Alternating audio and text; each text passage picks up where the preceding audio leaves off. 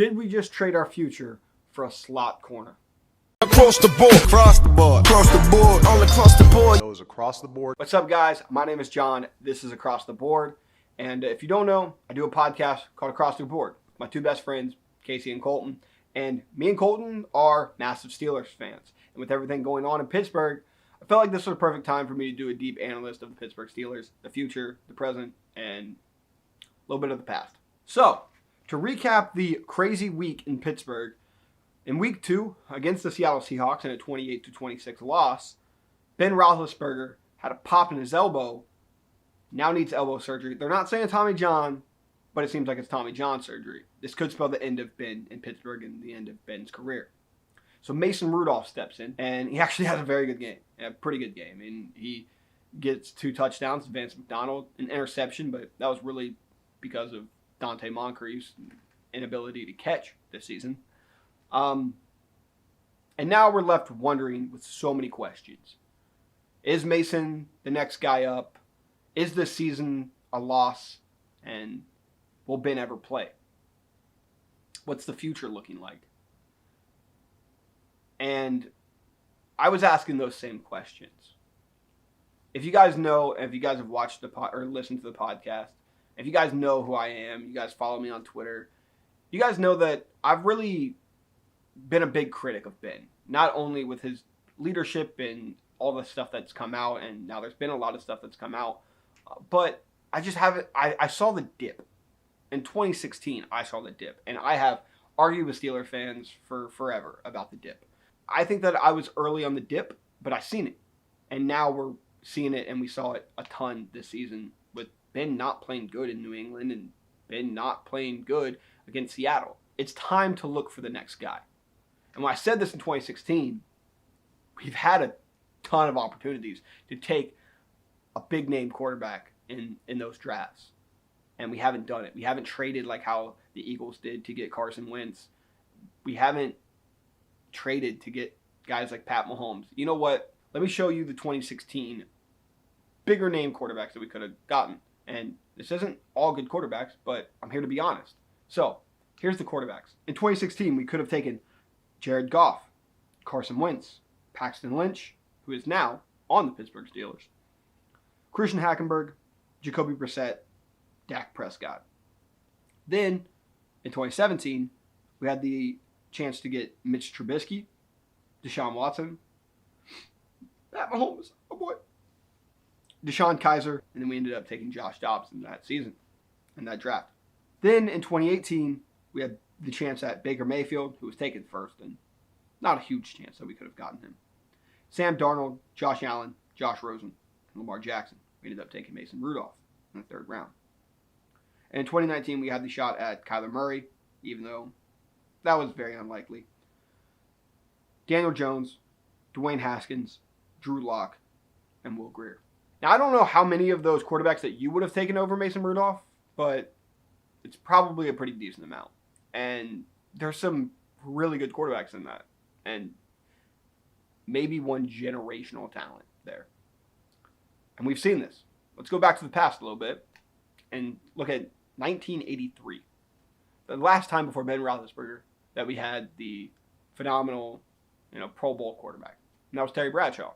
Terry Bradshaw has a pop in his elbow, has to get elbow surgery, and retires in 1983. Due to having Terry Bradshaw, even though he was old and the Steelers did not want to look at drafting a quarterback, we ended up passing on Dan Marino, one of the greatest quarterbacks of all time, coming right from our backyard in Pittsburgh, and missing out on an absolute generational talent. We may have done the same thing with guys like Pat Mahomes, guys like Baker Mayfield, maybe even guys like Lamar Jackson, Kyler Murray. We even whiffed on guys like Dwayne Haskins when he was just begging for a team to trade up to get him. We haven't done any of these things, and it might hurt us. But I want to look at the positives for the Steelers season right now. As, look, I love Steeler beat writers, but I think that we only look at the positives sometimes. So let me break down the positives, and then let's get to the negatives. So here's the positives. The positives are that we completely believe in Mason Rudolph. Let's break down Mason a little bit. Mason Rudolph had a near 90 or past 90 grade each season at Oklahoma State from PFF. But I had some question marks. And if you listen back to the podcast, in that draft, I asked the Steelers, the last thing that we said on the podcast, last thing I said on the podcast was, do not draft Mason Rudolph in the first round. There was a lot of talk that we were going to do it. And we didn't. We drafted him in the third, which made me a lot happier. I can deal with that. Third round pick, getting Mason Rudolph, instead of not doing anything in the first. And I could argue that we should have maybe drafted him in the first instead of the guy that we did. But anyways, in the first preseason of his career, his first 4 preseason games, I felt like I was vindicated in everything and all the critiques I had. He had a 49.3 PFF grade and was absolutely terrible in my opinion, and did not look like he was going to be a Steelers quarterback for the future. He actually didn't look like he was going to be a Steeler quarterback that season, as Josh Dobbs was the second guy, and he nearly lost his job to Landry Jones. It's saying a lot if you lose your job to Landry Jones, the XFL's first pick. This is the XFL! And this season has been a drastic improvement. Mason Rudolph got an 88.3 PFF rating this preseason, one of the highest out of any preseason quarterback. And then he steps in and has a 61.1 PFF grade in his game against Seattle, which isn't great, but it would be 26, and it would be just below guys like Josh Allen, and it would be higher than Sam Darnold before he got mono. It's not to say that it's phenomenal, but it's pretty good, and it's better than what Ben was giving right now. I get that it's only 19 passes, but his QBR is 52.5, and that's good enough to be just below Derek Carr and to be higher than Baker Mayfield. Mason is also used to this. In 2014, when Mason Rudolph was the third-string quarterback at Oklahoma State, the 2 other quarterbacks went down, and he was pressured in to step up and to start immediately and to immediately play well for Oklahoma State. Well, Mason never lost his job again, and he broke all kinds of records at Oklahoma State, so he did pretty well there. He's used to having that pressure on his back, and now the pressure is tenfold with playing for the Pittsburgh Steelers. However, he's looked very, very good, and now the Steelers have put every confidence in him by risking this 2020 pick. And if that's not a call of confidence from your head coach to your owner to your front office, I don't know what is. Also, when Mason was drafted, he raved about the Pittsburgh Steelers before he was even drafted. He raved about how he would run through a wall for Mike Tomlin, and that Tomlin was his favorite coach. This guy believes in us, and we've believed in him. We're all in on Mason Rudolph. And to combine that, to have Mason Rudolph and no 2020 first-round pick, we took Minkah Fitzpatrick, and with Minkah's grades, he's phenomenal. The better thing here is that we can't draft DBs. Let me just take it to 2010. Since 2010, here is our list of DBs that we have drafted, and you just tell me how many people have worked out. So, in 2010, Creston Butler, a 5th-round pick, was released the next season and now plays in the CFL. In 2011, we drafted Curtis Brown in the 3rd round. Released in 2013, only played 7 games for us. Cortez Allen was released in 2015.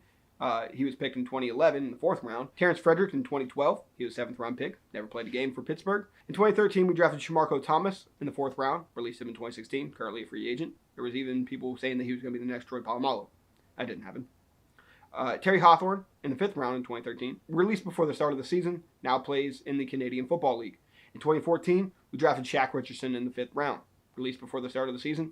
Last played in the AAF for Arizona Hotshots.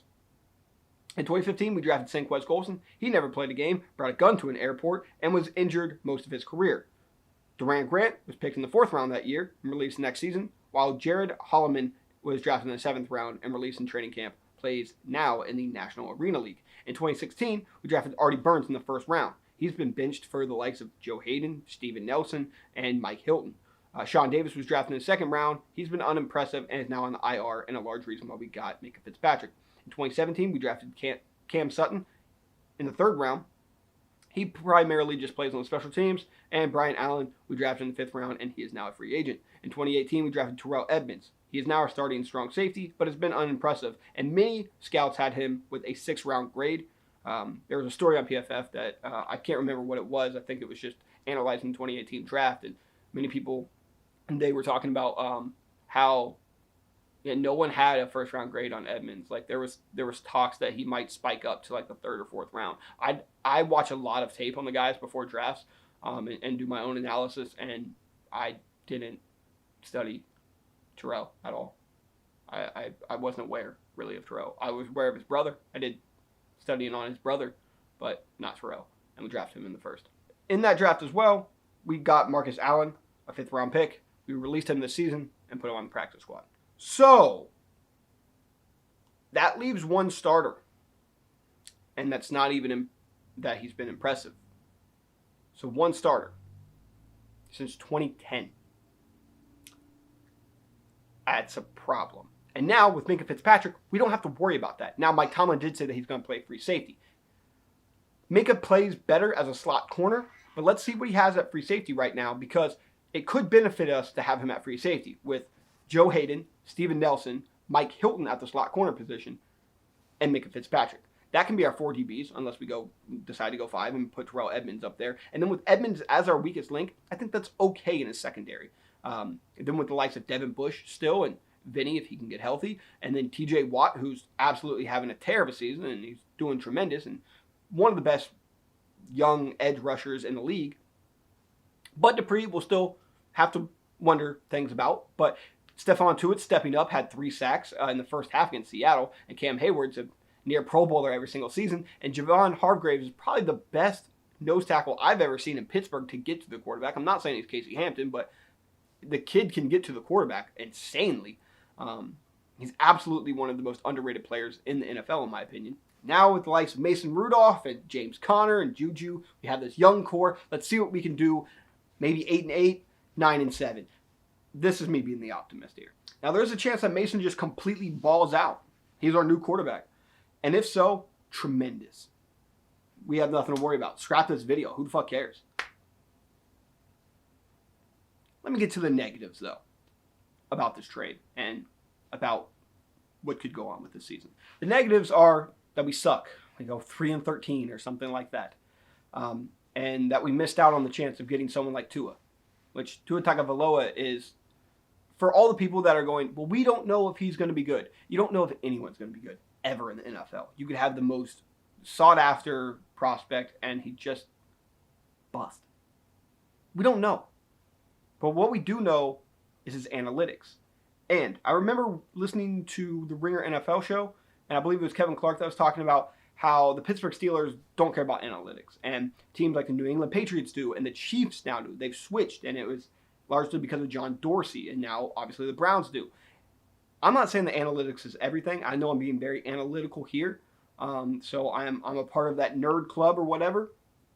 But analytics can tell you a lot. So Pittsburgh, if you ever watch this video, or anyone in your front office ever watches this video, or a fan of the Pittsburgh Steelers watches this video, just know that I'm trying to balance this out, right? The Steelers don't care about analytics. I do care about analytics. Let's try to meet in the middle here and try to figure something out. So let's look at a little bit of analytics from the quarterbacks that are in this draft. So we had Tua Tagovailoa, who had last season a 92.2 PFF grade, had the highest passer rate on 3rd and 4th downs with 140.5, and the highest deep ball passer rate, a 95.5 QBR currently in the NCAA, which is second highest behind Jalen Hurts. 0 interceptions this season, 10th highest adjusted completion percentage this season. And the thing that's going to be talked about with Tua is that he doesn't have a crazy strong arm.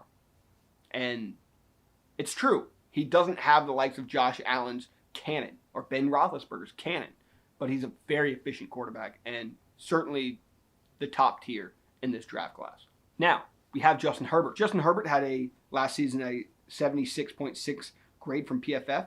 Right now, he has a 77.6 QBR, which is only 21st in the NCAA. He's had a great line. I think that he's better than Josh Allen, but I don't think that he's Ben Roethlisberger. You're going to hear a lot of those two guys being compared to him because he's a big quarterback with a big arm that can somewhat be inaccurate. You're going to see those two. I think he's closer to Josh Allen, but I think he's better than Josh Allen. Take that for what you will. Jake Fromm right now has an 87 QBR, which is 9th in the NCAA. Guys like Jalen Hurts, also a possibility. A 96.8 QBR, which is the highest in the NCAA, 0 interceptions, 5th highest adjusted completion percentage in the NCAA. Joe Burrow has the 2nd highest adjusted completion percentage in the NCAA this season. And KJ Costello has a 90.9 grade last season from PFF and a 61.5 QBR rating this season from ESPN, and he has not been the guy that he was last season at Stanford. So, you ball all this up. John, why are you talking about this? It doesn't matter. We're not drafting a quarterback. But you look at that, and you're looking at the guys that the Pittsburgh Steelers see on the board.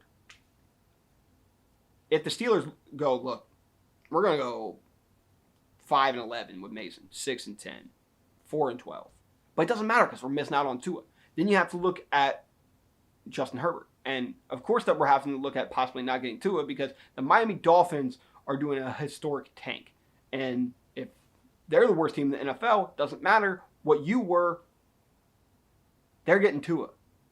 So if you can kiss Tua goodbye, even though Tua's buddies with Juju, and I'd love to see that pair.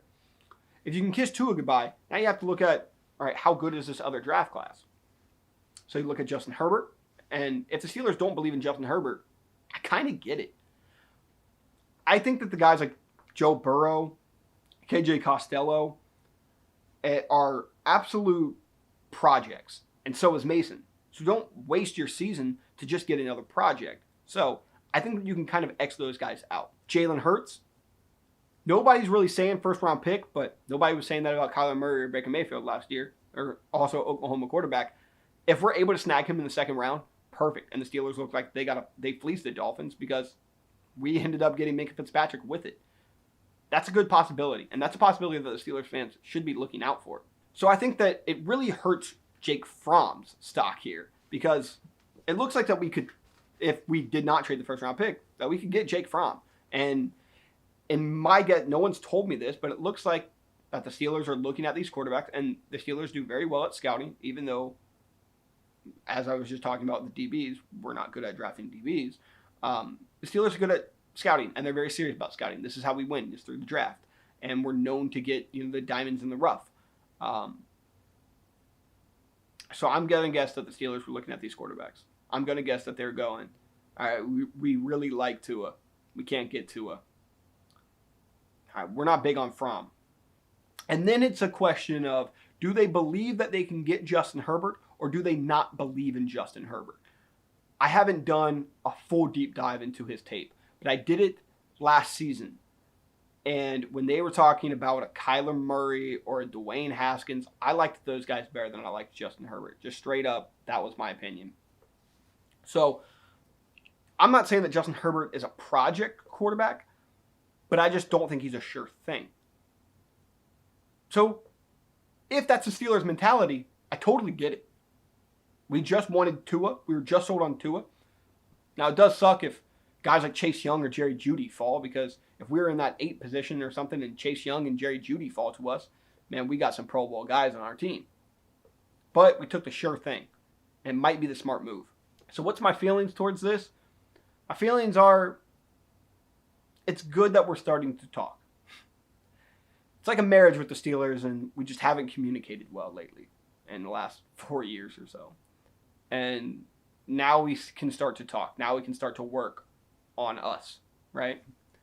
And with Ben down, we have to look towards the future. I don't think the Steelers wanted to look towards the future. Look, again, if Mason's phenomenal, who cares? We don't need to worry about this. Mason Rudolph is our next guy.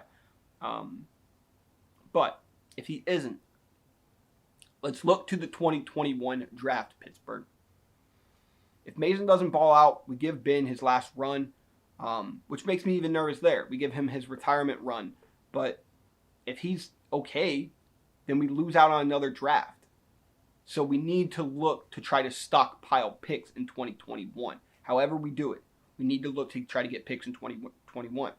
Trevor Lawrence is there, and Justin Fields is there. Justin Fields has the highest adjusted completion percentage in the NCAA right now. I just kind of want to start looking towards the future. So if you like this video, give it a like, give it a subscribe, share the video. That's a big thing. Like, just share it.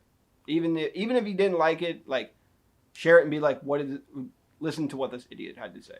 That's the best way. Get me out there as I try to get out there, and just let's have a conversation. That's the biggest thing. Let's have a conversation. So thank you guys for watching, and I will be back in another video.